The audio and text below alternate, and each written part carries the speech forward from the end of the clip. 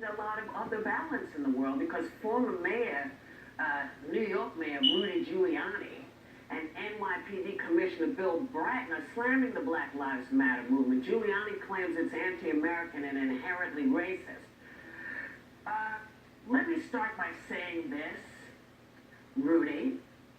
If you look at who's marching in those Black Lives Matter marches, they are all colors, all hues. God bless you. It's men, women, black, white, green, orange. People are saying, we see an issue. We see a problem. So telling us, particularly black folks and particularly black parents, that we need to teach our children better because they're probably going to be killed by each other is not the way to do this. Because we already know what we need to say to our children. This has been going on a very long time, but it doesn't help if you stir the pot, Rudy.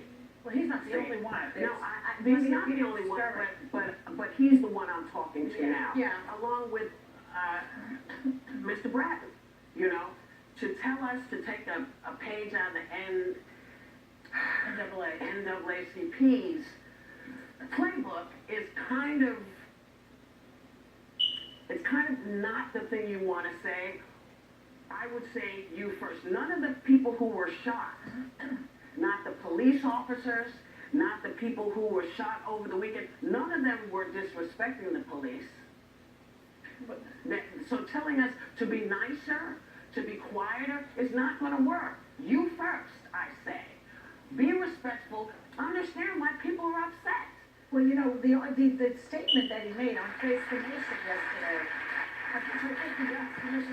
his statement on Face the Nation, Giuliani, was the real danger to black Americans 99 out of 100 times is other black kids who are going to kill them. I think that's a separate argument, first of all.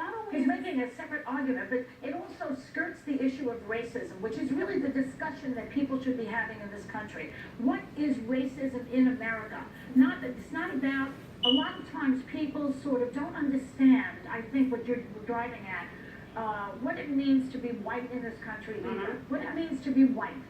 I'm talking to a white people now. I mean, I'm a white girl. I'm a Caucasian girl. I can move into any neighborhood I want. I can go to any school I want. You know, I can travel in any country where there's no terrorism, of course. I'm scared of that. But I can go wherever I want. To store and not get fired. I'm not going to be followed thinking that I'm shoplifting just because of this color of my skin. I think the people in this country need to understand that you have this privilege because of the color of your skin. And you need to get a little more sensitive to that fact. And when you start that, go there a little bit, you will probably start to understand what black Americans go through. I've seen this movie. I'm old. I've seen this movie. I saw it in the 60s. I saw it in the 70s. You know, people make a little bit of progress and then they go backwards again. And there's never this understanding that schools need to be integrated, that people need to be living together. People need to be treated with dignity, with the same dignity. Because for me, this has been very personal because all of you know I'm raising a 13-year-old, 6-foot-tall black boy. And the bottom line is I want him to come home to me at night. I know that he is at a 2.5 times rate chance of getting shot by police than Candace's 14-year-old son. And I have to have that talk with him. Let's put this in perspective also. It's not just your son, it's your husband. It's my husband. It's your husband. It's your dad. And the bottom line is for Giuliani to tell me that I need to teach my kid to be more respectful to police. Are you freaking kidding me? I teach my kid how to be respectful to police because I need to save his life. Well, I need to make sure he can survive this. But it's not just that. It's not just that. If you can't see that there is an issue, if you don't understand why people are marching, you are the problem. If you don't see that there are all kinds of folks marching in this, if you don't put a face to them, you're the problem, man. You are the problem. We're all just trying to raise our kids. We're all just trying to get through. We get that you don't understand. We're trying to help you. Well, he also paints the entire Black Lives Matter movement with one fell swoop. And then he would object to doing that to the police force. Okay? So, or to the Tea Party, as you pointed out before.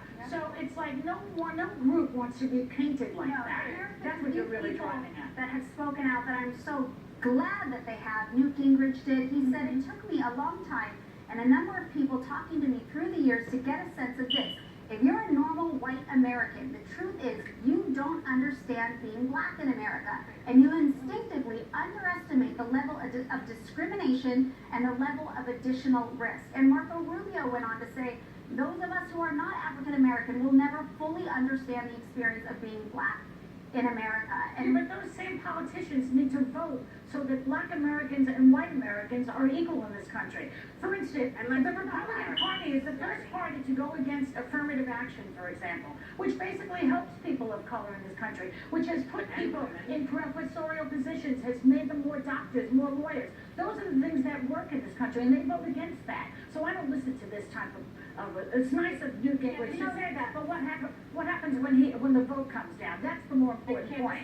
You know, we were talking earlier during our meeting that I've had this conversation with my 13, soon to be 14-year-old, but you haven't had to have that conversation. No, I haven't had to have that conversation, and yet within my family, I have black nieces and nephews. Yes. I have cousins and just extended friends that I have many black people in my life, and no, I haven't had to have those conversations with my own children, but it doesn't mean my heart isn't compassionate. Yeah. Doesn't mean I may not understand it from the personal level that you will, but I want to be part of the answer. Right. I think we all do, and I think that starts, the bottom line is it starts with our community, each of us taking the responsibility on ourselves, whether you're white, black, Asian, old, young, Christian, Muslim, whatever, and we deal with it together as a community and have these conversations and invite people that maybe are out of our comfort zone in to have that conversation, get to know And each let me other. just point this out. See this? See the faces here? Yeah. All colors. So who are they racist against? So when we come back, we're going to be talking